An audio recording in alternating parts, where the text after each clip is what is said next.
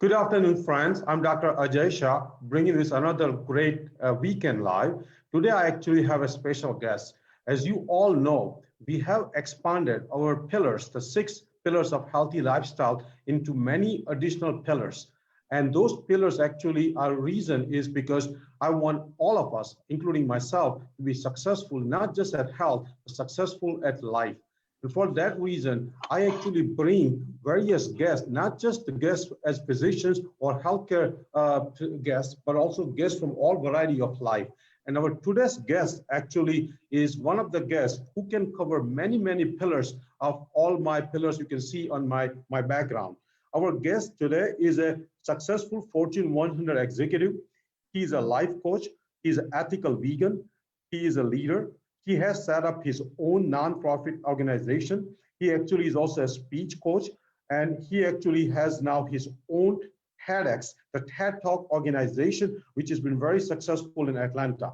He is serving actually humanity much larger than many of us do in our busy life in his retirement. So even in his retirement, he has remained very busy how to help people, how to advance people. And that guest is Steve Monahan. Welcome, Mr. Monahan.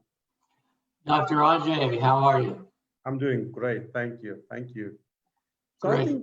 I think the key thing for all of us to ask you, number one, is when you are at an age where most people are either just sitting, watching Fox, watching CNN, playing golf in Florida, you are actually more active than many of us. And that probably is partly due to the way you want to live life, the way you want to live legacy. So let's start with, tell us, where do you live now? Okay, just outside of Atlanta, Georgia. I started off in New Jersey, and then we were down the seashore, Jersey Shore. Then I was working for corporations and got transferred to Charlotte. We lived there. We were transferred to Florida. Lived in Fort Lauderdale for about 10 years.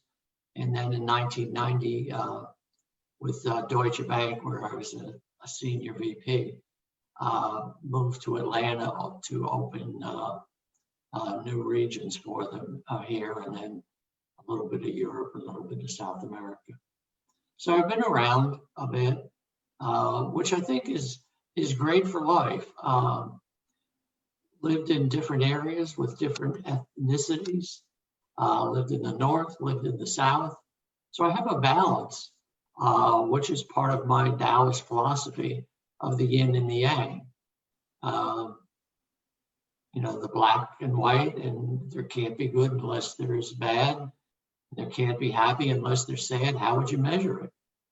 So by being with so many different people, it's been a blessing. Right now we're trying to break everybody apart, and we need to understand each other and love one another. It sounds so simple to just love, but to just really understand and respect.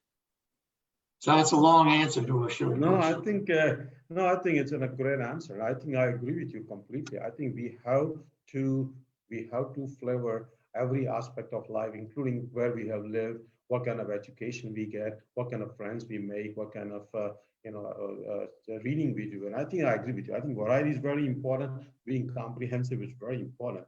I have partly heard your life journey. So please tell us your childhood, your college years, part of your career, and then part of your last few years of retirement, and also tell us also partly your health journey also, because your health journey itself is something which we all need to learn from, how to overcome almost a life-threatening, almost a life-ending health crisis, and recovering from it, and now coming at it with a full energy and full-fledged busyness in your retirement. Yeah, I'll start kind of at the beginning.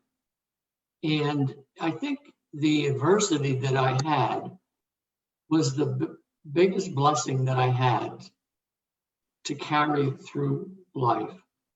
My mother was loving. My father was a good person. I had 2 older sisters. They were 18 years older than me. So I almost had 3 mothers both of them, you know, two sisters and my mom. And my dad was, you know, we all do as well as we can do. We all learn from our parents. And when we start off in life, there's the genius in us, and there's unbelievable possibilities. We're creative. We're, you know, why is the sky blue? We just want to know everything. And then we go to kindergarten, and the system starts to do its work, and it starts crushing that creativity, and it puts us in boxes. And through the industrial era, it put us in boxes so that we would show up on time, so that we would work and wouldn't question it. And so I think the biggest part of learning is unlearning. Learning to figure out who you are, not what everybody told you you are. You know, we're not our job. If you're a mother, you're not even a mother, because after a while your children will grow. Then what are you? When you leave corporate, what are you? If you leave the military, what are you? If you lose your health and almost die, like I did and came back, I had to reinvent myself. So to go back, the early years were difficult. My father really didn't pay any attention to me, didn't care. So I had to just kind of create my own life. And so I lived in my head a bit. I had a heart condition even back then at 2 or 3, scarlet fever, and then heart murmurs. So I couldn't mix with a lot of the other kids. I couldn't take gym and stuff. So what I thought woe was me was actually building a good me. So I really blossomed when I got in corporate and started working with others. And I found that I had an ability, for some strange way, to be a leadership. And it came along, and every opening that was there, I signed up for. I didn't know whether I had the skill or not. I didn't care what city it was, but I was going to do it. And it just was that way. And I built a beautiful life. 4 kids. My wife and I have been married 45 years, 46, something like that. And, you know, now our kids are older, but they're all here in Atlanta. So, you know, we've kept the family together. And, you know, I was a Fortune 100 leader. And then to go on, this is how my journey started. My real journey of figuring out who I am and what life is about is when the doctors told me, he said, you know, I've really come to like you, because for 2 years, he was sending me from one specialist to another specialist to another specialist. I was bleeding internally. I had lost 25% of my body weight. I could just about get myself from the bed to the couch to the doctor. I had to sell my businesses. I sold our homes, the car collection I had, all that. And through that 2-year period, I learned to let go of the tangible things of life. That was the first lesson, letting go. And then they said I had a few months to live. And he said, if you were my brother, he was younger than me, I would tell you to go home, make peace, be with your wife, and that's it. And my mind said, no, that's not it. I never believed what people told me. I'm just that way. I was always a contrarian. I had to figure it out for myself. And in my own mind, I didn't believe that. I didn't believe here's a doctor and telling me this, but I didn't believe him. You know what? But so many people believe him. So many times it's the kiss of death when they say that. But I didn't believe him. So I remember I was sitting in my backyard. We went to the beach, and then just sitting one day, a few weeks later, and I just turned. I'm not a religious person, but I'm a spiritual. I read things like the Bhagavad Gita, Hinduism, Taoism, all that. And so, I had a different perspective. And I just said, I said, you know, God, and I meant the universe, God, the universe, whatever you want to call it. I said, it's not in my hands anymore. I've done everything I can, and it's not in my hands. And so I turn it over to you. And whichever way you want, I'm fine. If it's my time to leave, I'm fine. But I don't think it is. But if whatever you want. And 3 days later, this amazes me to this day. 3 days later, there's a meaning in 3. To me, there's a meaning in 3, and there's a meaning in 7. And in Hindu, there's a meaning in 8. There's numbers that mean things. It's just part of our souls. There's things that are constantly coming up and mean something.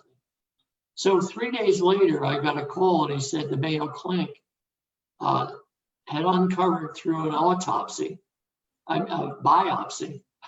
It should have been an autopsy, but it was a biopsy. And they said, we figured out what it was. I didn't even know he had sent a biopsy there. That came out of the blue. And how did that, when I not gave up, but said, I relinquish whatever you want to do. This biopsy that had been sitting there for a long time, all of a sudden, someone found it and did it. And he got back and he said, it's your heart. And that's what it is. And so they were kind of embarrassed because for 2 years, almost 3, going from the best physicians in Atlanta, no one could figure it out. And they're a biopsy from the Mayo Clinic, and they had not figured it out. He said, I am going to find the best heart surgeon in the country. And they did, and it happened to be right here at Emory. Dr. Robert Guyton, his whole family has been a family of heart surgeons. He's written books, he's designed instruments.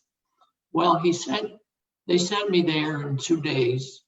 It took a little while to get the interview, the meeting. And the first thing he said to me, you know, I walked in, he looked me in the eye, we sat in his office. He didn't beat around the bush.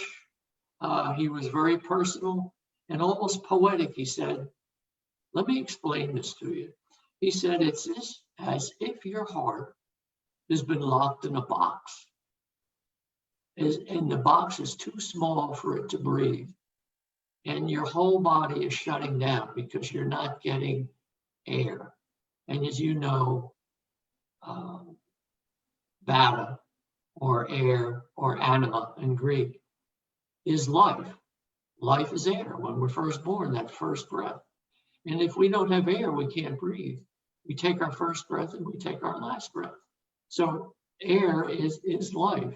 It brings life in and it takes life out. So he said, what we have to do is open the box. We have to break it open. And what he meant by that is there's an outer layer, as you know, of our heart. It's called the pericardium. And for years before, I'd had pericarditis. And how these other doctors had never associated that. But they thought it went away, and they gave me steroids for a couple of years, which wound up giving me osteoporosis, and my back broke in 3 spots after that. Well, what they had to do is, for 18 hours, they operated on me, a group of surgeons, and they removed the outside of my heart. They'd stop it, they'd let it go, they'd start it, they'd stop it, they'd start it. And, you know, like trying to skin a chicken while it's still moving. It's a hard thing to do. So it's a good thing we had the best surgeon. It's a very rare thing to do. And I knew going into it that I probably would not make it. The odds were not with me. I did my research. So when I kissed my wife and my kids for the last time and they rolled me out, and the nurses were there and they said, we would take care of you. And I just had the sense, these two are nurses, but they felt like angels. They just had this sense. And I closed my eyes and I wasn't sure I'd ever open them again. Well, I did the next day, and it's a kind of a funny story, but I opened my eyes and all I saw was this light, a white light, and I couldn't move and I couldn't feel anything. And then a few seconds later, I heard a voice, and it was a woman's voice, and it said, "Welcome back." And I thought, holy Christmas, I'm dead. I'm being welcomed home because I saw the light. You always hear the light in the tunnel and go to the light. Yeah. Well, what happens? I was so drugged that I felt nothing. I mean, 18 hours, 17 hours of operation and waking up 24 hours later. I was so full of work, I felt nothing. And I was strapped down, so I couldn't move. So I could only see up. And what I was looking at is in the intensive care unit, it's a big white light that's over you. So that was my welcome back. And then, the journey continued though, because I felt euphoric for 3 months. One was the drugs, but that was only a couple weeks. But then I was so happy to be alive. But then the depression set in. And this is a long story, but it gets to how I changed and how people sometimes have to change. I coach people, and until they are really ready to change, I realized I can't help them. And until something dramatic has happened, perhaps loss of a loved one, a child, a wife, a job, a career, they're not ready to change because they cannot let go of that baggage. But I had let go of all my baggage through that 2-3 year journey. I got through all the material things and I was still happy. And then, surviving, I was happy. But then, as I said to you earlier, I lost my identity. I wasn't a corporate person anymore. I wasn't sure who I was anymore. So I went into a depression, and it took me years of searching. I got out of it fairly soon. And my 2 ways it got me out. One was to find out who I was and why I was here, meaning who are we and why are we here in this world? Is it just something that happens, or is there a purpose? Is there a purpose to the world? Is there a purpose to me? So I went through all the ancient teachings and writings and figured that out. And it took me a while to figure it out. And at the same time, so I wasn't feeling sorry for myself while I was on this journey. I had learned through people before, when you face something difficult, it can kill you, or you have to reach out and help others and get out of your own self. So I started a nonprofit, and I started a pet food pantry. And I had always loved animals. And if you had asked me 4 years before that, my journey as a corporate executive, 4 years later, would I be running a pet food pantry in Atlanta and rescuing animals, I would have said, you're crazy. But that's how life is when you trust it and you let it go and you let the universe help you. And it takes a lot of stamina to get through that. It takes a resilience, and it takes a stoic philosophy that things are what they are, and you can't change it. I couldn't change getting the disease, but in Stoicism, it says how you react to it. It's not what happens, but how you react to it. Will you let it kill you? Will you give up? Or will you say there is a way and I'll keep fighting and breathing? And so to go back to your other question, why am I at 76 full of life, full of passion, full of hope, still have that burning desire? There's a wonderful book, one of the Think and Grow Rich. And you think it's money. And I bought it when I was thinking of money. Well, it turned out it's not about money. These were the most successful people in the industrial age at their time. And he spent 20 years figuring out, how did they do that? And it turned out it wasn't about making money, but the different things. And one of them was you must have a burning desire, like what you're doing. You have a burning desire to help people. You have a wonderful profession, but there's even more burning within you. And there's nothing stopping you back, holding you back. You're not locked into a box that says, well, I'm a physician and this is what I should do. You've already broken through your box. You're thinking holistically. You're thinking not only of curing the illness, but what causes the illness. And that's why we have to look at life is we have a problem, and it's always, whenever a problem comes, there's a solution. It's like a two-sided coin. If there's a problem, just know there's a solution on the other side. Just dig for it. And life throws us problems so we can learn. So that's why I'm still doing this. And that's why I started a TEDx. Our theme is seeding greatness. Our theme, which is TED, is wonderful ideas to share with the world. And I had the nonprofit, but I was only one person. And first it was with pets. Then it was just feeding. Then I realized there's more than feeding them. There's pets, 4 million being killed each year. Companion animals, why are we killing them? So I figured that out, and so I started a rescue. And then with the rescue, I wanted to reach more people, so I started writing books. You see, it's exponential growth we're always going through. So I started writing books. But that wasn't enough. I couldn't reach enough.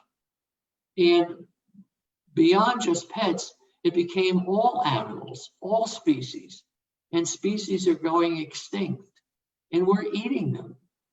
You know, so all these things just keep multiplying. And I said, what can I do on one person? And so I said, what if we could bring a stage of people together, experts of all these things, not only animal welfare, but eating and the planet and people and the politics and economy that we need to talk about. And I thought TED is the best thing we could do that with, because TED creates ideas. So it became not me, but bringing the best people in the world, and you're going to be on one of ours, that can share their ideas. And that's what we can do. And that's how one person, by bringing others together, can change the world. It takes one idea, one thought, but it takes so many others to fill it. I think you covered it so elegantly, so beautifully that the Stoic principle that obstacle is the way, adversity actually is a stepping stone, and I think you have proven. And I think what comes to my mind, Mr. Monahan, is that I have read the autobiography of the Stoic philosopher Marcus Aurelius, and I think he clearly lived the life of the most stoic person amongst all the adversities, among all the responsibilities he had. And he actually died at, I think, 57, but he left so many great journals. And I think not to butter you up, but you remind me of the way Marcus Aurelius lived the life. He actually looked at every adversity as the stepping stone. Every obstacle to him was a way to find new things. And you actually kept finding further and further open doors as you went through all your adversities. And you actually not only found them, you started multiplying them. And I think you started recruiting even-minded people to bring and take your message to the whole world. And I think that's what I said in the beginning, that we have these 20 pillars. Maybe they're not even enough in your book, but you cover so many of those 20 pillars single-handedly. So I think we are actually fortunate that you are on our live today. So let me ask you the next important question, which applies to many of our viewers, many of our followers. And that's going whole food, plant-based, no oil, person or eating. And I think obviously a lot of people do because of ethical reason, including animal suffering and animal cruelty. A lot of people do for environment. A lot of people do for health. I know you do for all three. So what are your views on becoming not just any vegan, but whole food plant-based vegan? Right. Eating to me was just eating, like most people. I never thought of it until I got sick. And the heart doctors after that, they suggested that I go on a Mediterranean diet. So I went on the Mediterranean diet, and my blood pressure didn't get much better. As a matter of after my heart surgery, a year later, I had to have 2 stents put in. So I had more heart surgery. And a year later, I had to have another one put in. And so it wasn't necessarily getting better, although I was sticking to the Mediterranean diet. And then I had to have more stents, but I had reached the point they couldn't even stent me anymore. So it was like, okay, now what do we do? So it was like, okay, it's back in my hands again. So I started researching, and I found out there's different diets out there. And the one I came across was through the book Forks and Knives, which is the plant-based diet, vegetarian, vegan type diet. It's a little cross between all. And you know, the plant-based, to me, plant-based is a vegetarian diet with a different name. It may be slightly different, but I'm maybe not the best advocate, because I would even tell some people, don't become a vegan immediately, because you're not. You're going to fail. It's just like, you know, the first year you run out and join the gym, and 3 months later you quit. Maybe 2 months later you quit. Actually, a month later you quit, but you kept going. So, you know, our minds are not that way. I wrote a book, the workbook for the one thing, and I try to do one thing. And we learn a new habit in 66 days, but it takes us 66 days to do it. So and most of the time we quit before 66 days. So my journey was this. I went from the Mediterranean, then I went to the knives and forks, then I studied something which you know, and I even have a book on it, Blue Ocean Shift, which is the Blue Zone diets. And one thing I really loved about them is they actually ate a little bit of meat, not much, but a few ounces. But they had a plant-based, and you know so much more than this than I do. But it was basically, but they didn't restrict themselves from anything. The one thing I found most amazing from them, they didn't have fast food, they didn't have all the junk we're eating. And they stopped eating when they were 85% full. I don't know how they could figure that out, but we kind of know. So they never taxed their immune system. So it was always underworking, not overworking. So I learned from that. And then I went vegetarian, and now I'm vegan. But you know what? I fall off the wagon. I don't have to tell you. You know, to this day, I can't say that I'm a perfect vegan. You know, who is a perfect human? Even Jesus Christ was not a perfect human. There is none. You know, that's the first thing we need to learn. There is no thing as perfection. There's an aim for perfection. And that's what they teach Aristotle, arete, which is the search for perfection, the search for knowledge. The search for knowledge is what we're here for, knowledge, and then giving it back to others. So I've been through all of them, but the vegan to me is ethical, because here I am saving animals and rescuing, and maybe saving 1,000 a year, and yet I'm eating their brothers and sisters. I just, you know, for a while I was able to compartmentalize that and just pretend, and then after a while I got it, and then I could look at a hamburger and I could picture a cow. And, you know, if you can picture a cow, after a while, you won't eat it. And the same with a chicken. So I had to create these mental images. So then, that's why I moved into that. And because it's ethical. I've created a new nonprofit, and it's called Animal, but it's Anima-L. Anima is the breath of life. Anima is the heart and soul of life. Animals are just like us. We are animals. We are human beings. They are animal beings. As a matter of fact, they were here before we were here. As a matter of fact, when we got here, they ate us. Maybe we're getting even, we're eating them, but it's still not right. I mean, so, that's the thing. And like I said, with my green pets, this is saving all the animals, the species extinction, because we're destroying our planet. People don't understand. It's a simple thing of what we eat can save the world and what we think. We're destroying the world, the rainforests, so that they can plant maybe soybeans. Soybeans are good, but if you ruin the world for them, it's the wrong thing. And killing animals in factory farming and putting pesticides into the earth, and they run into the water. I mean, don't get me started. Because we're holistic. This is one planet. We started with one cell, and we've grown, and we just keep growing. And that's what leadership is. Bringing cells together. With our TEDx, we've got hundreds of people involved. When my nonprofits, there would always be hundreds of people involved.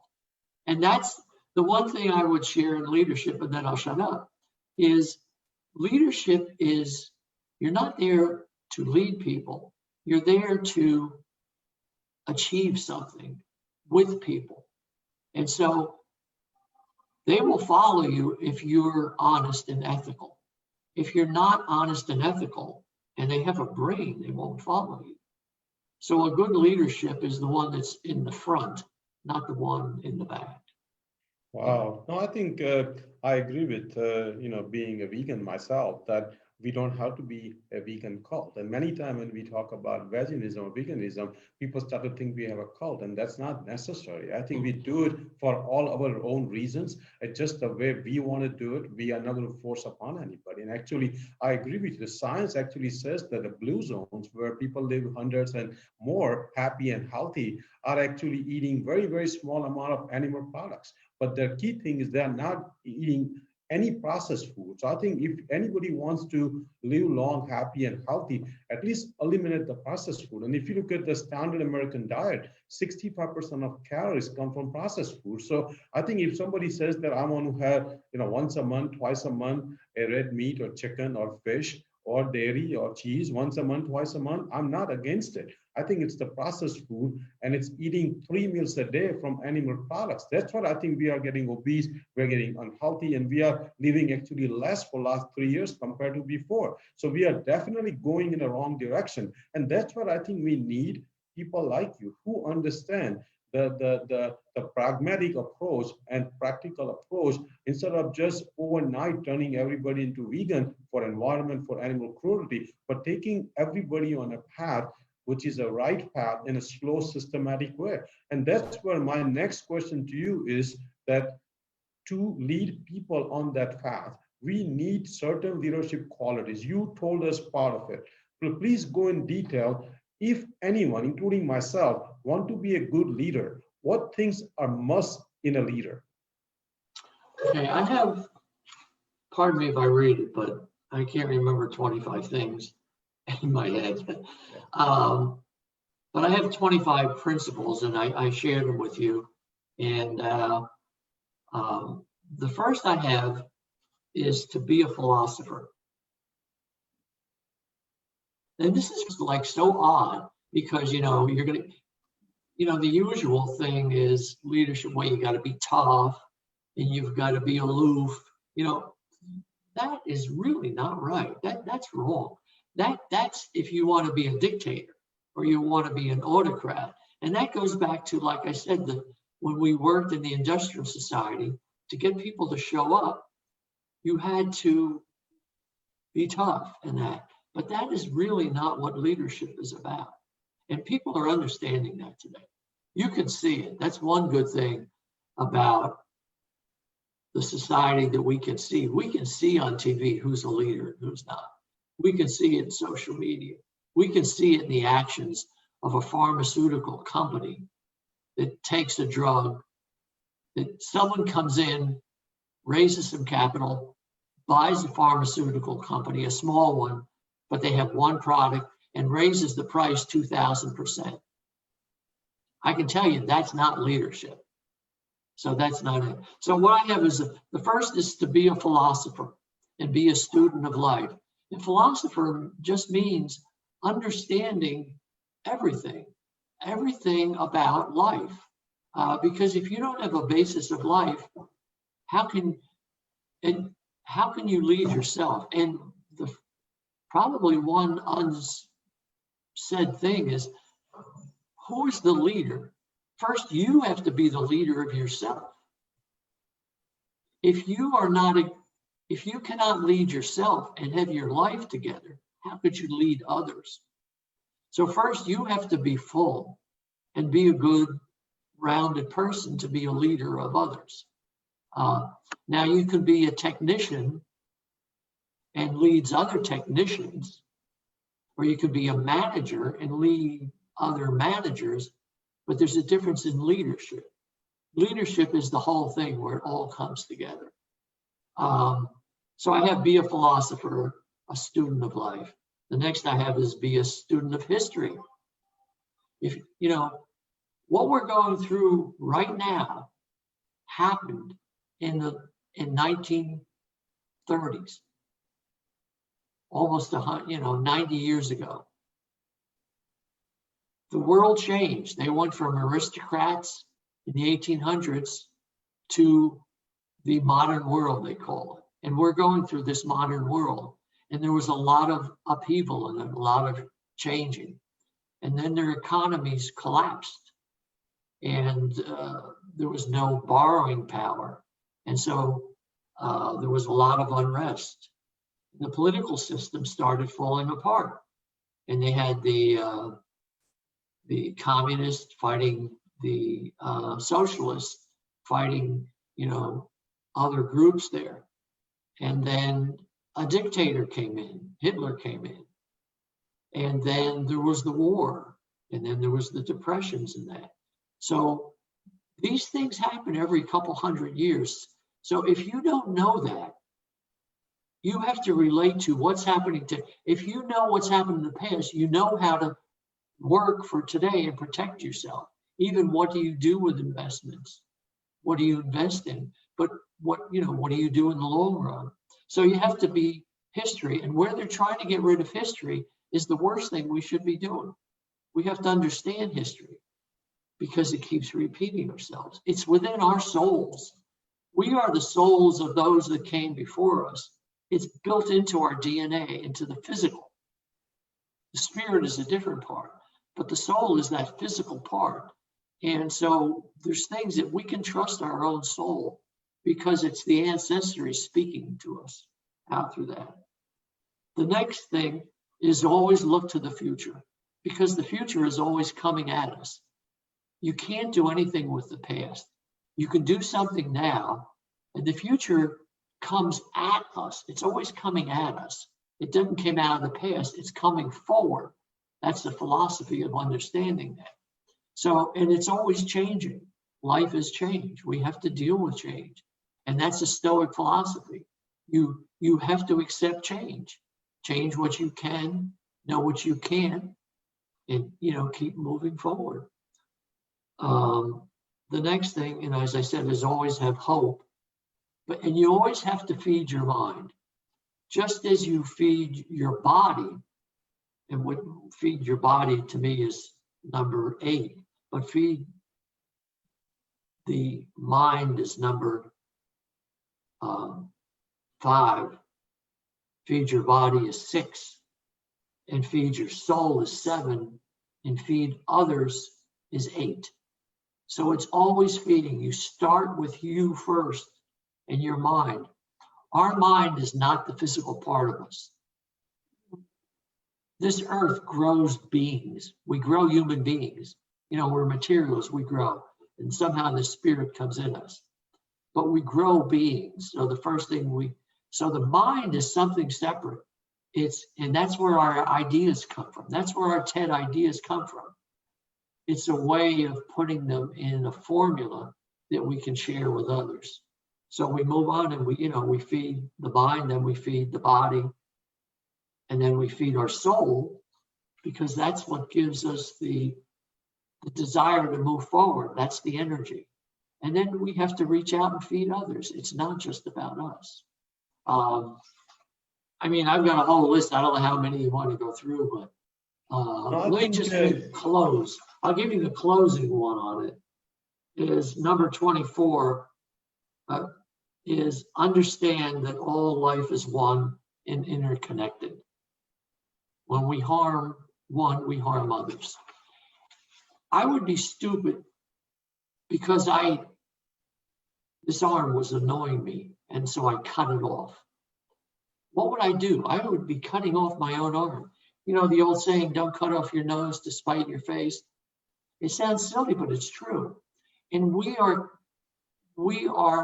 killing one another through the way we eat, through the way we think, through the way we destroy our planet. And we think, so arrogant as humans, that we can destroy everything and not destroy us. For a while, we thought we could send all the jobs overseas and it wouldn't hurt us, the globalism. Well, it came back and bit us in the rear because all the jobs were gone and all the stuff is made over there. And then we needed masks and we needed all these medicines, and they're all in China.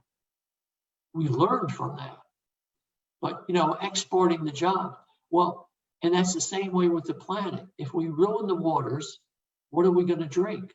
If we pollute the oceans, if we have no forest, so we have to realize we're all connected to one another. That is so important. And to leave you with a tangible one, the quality of the decisions that we make in life, in our choices, is the foundation for who we will be. Every decision we make builds that foundation.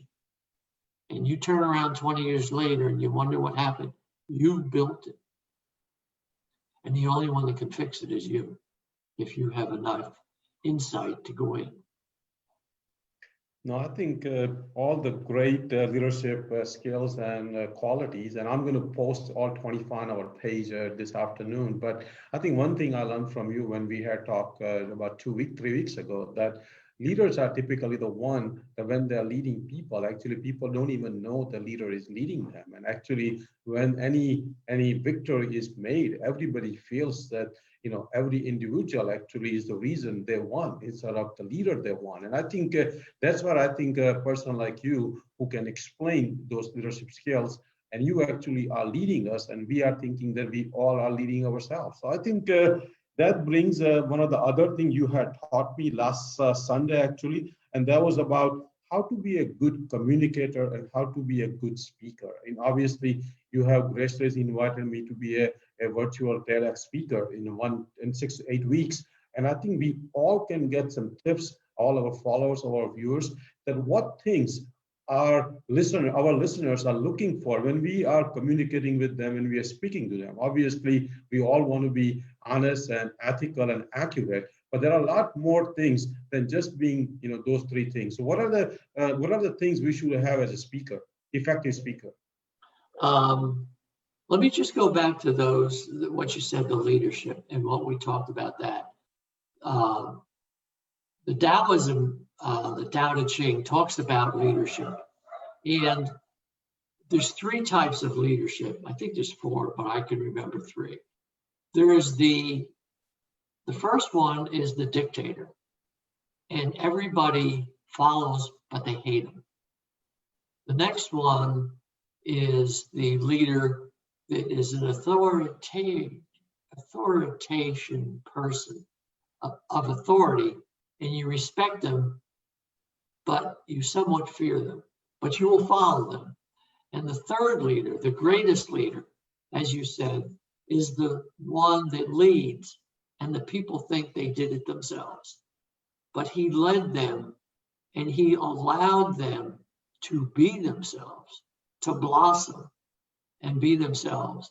And so that is the selfless leader. When I was in corporate, I was not a selfless leader. I was more the one that they respected my skills, and they knew if they did things well, they would be rewarded, because that's the corporate way. And if they didn't do it well, there would be a penalty. So that's the way corporate worked. But when I got out and working with people, especially in nonprofits, where people are following you because they're following what you do and love, you can't pay them money. You can't influence them except through yourself. So you have to allow them to grow and learn. And you're really just trying to, I used to joke, like herding cats. They're all going in different directions, and they all have different life backgrounds, and they all have, but you're just trying to keep the thing cohesive. And the truth is, you really one day wake up and say, you know what? If it wasn't for these 25 people, this event wouldn't happen. And there's none that's more important than the other, especially me. I'm not important than any of the other. I just have one role to function. But the person that puts on the event, that plans it, the person that talks to the speakers, the person that coaches the speakers, the person that raises the money, they're all different skills and they're all doing things, but holistically, they're one. They pull together. That's leadership. Now, to get back into speaking, let me ask you this.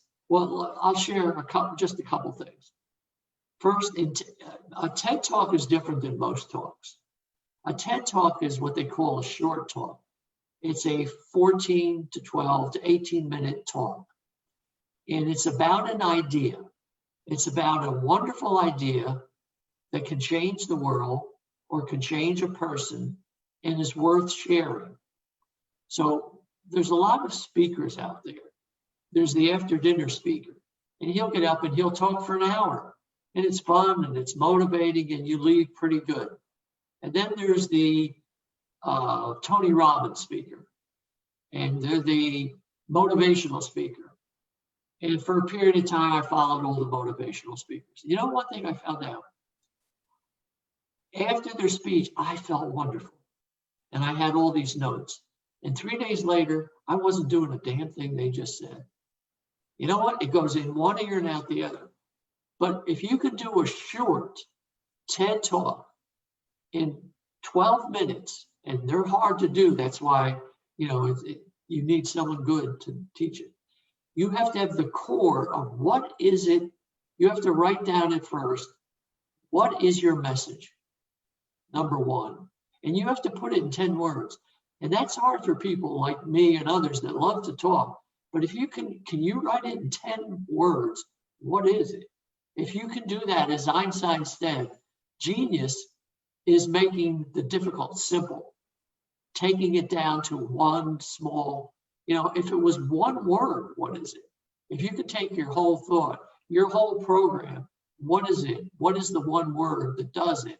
And then you can build on that, though, whatever that word is. So that's the talk. So you have to know what it is, and you have to be very succinct in what that one idea is. And you need to be able to take that idea and implant it into someone else's mind. In someone's mind that only has a 12-minute attention span because they're thinking of something else. And so you have to take it and plant it. And you have to be thinking about not yourself, but why is that important to them?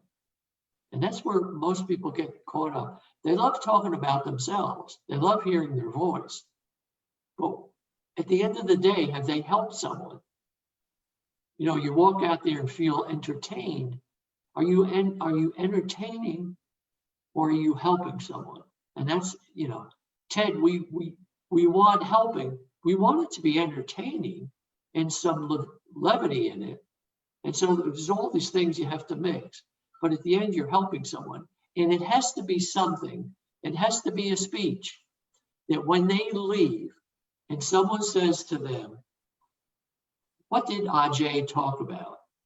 And they have to say, oh, he talked about blah, blah, blah, blah, blah. They remembered it. They will never forget it. If you go to a long hour thing and you say, what did he talk about? You say, I don't know what he talked about, but I felt good. And honestly, that's what it is. You know, we want to know what that idea is because we're planting. Our theme is seeding greatness. And I saw that as each of these speakers is coming with a seed that planted in the people's minds is going to turn to greatness. Wow. No, I And think this, I can ask you and I had a conversation. What do you think it takes to be a good speaker? I think I agree. I think number one principle is that people are giving valuable time of their life. Time never comes back. You can never earn the time back. So people can spend a ticket for a football game again if they want, if they skip a game, but time will never come back. So my philosophy is that I have to value the every second. Number two, they have to gain something meaningful to their own life. And like you said, third thing, that they have to be able to make it into a practice, as quickly as next day. And I think when I used to give a lot of talks to a lot of physicians, a lot of churches, and my principle always was that make it simple, make it practical, make it something they can digest right away. Try not to come with a lot of technical terms, make it into, even when I see an individual patient in the exam room, I try to make things just like giving a speech. When I see a patient, I feel like I'm giving a speech again. And I try to make it very, very, very easily understandable. So I think I agree with you. Number one principle for me is that I cannot waste anybody's single second because it's so valuable to them. I think if they come with all the expectations, all the hopes, all the needs, I cannot fail them. And I make my sincere effort to prepare myself. Obviously, I can keep learning as I go. But I think asking you question is applicable to me first. I mean, all of our viewers and listeners are going to learn from you. But I'm learning from you as the foremost. And to be honest with you, starting this Facebook page, number one beneficiary is me. From this page, I learn the most. And I think I want to be like that also as a speaker also. So we have covered a great thing in this 1 hour. I think I had like 10 questions, but we went into details of just 2 questions, and we learned so much from you, so much from you. I have a lot more questions on stoicism, how to be happy, which itself is a $1 trillion question. I think so. We are going to have you come back in a few weeks, and we're going to continue this thing.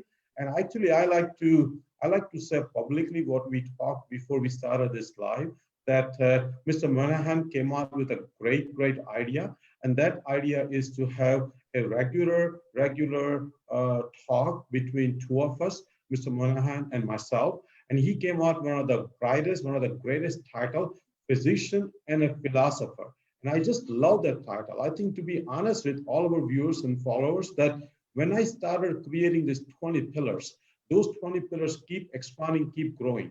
And if Mr. Monahan can come on board with once or twice a month, 1 hour at a time, we probably will cover all important pillars to be a successful person in a very, very holistic way. Holistic is the key word. And I think we are bringing Mr. Monahan back, but please stay tuned, all our listeners, followers right now. We are going to bring you this new program, probably twice a month, 1 hour long, physician and a philosopher.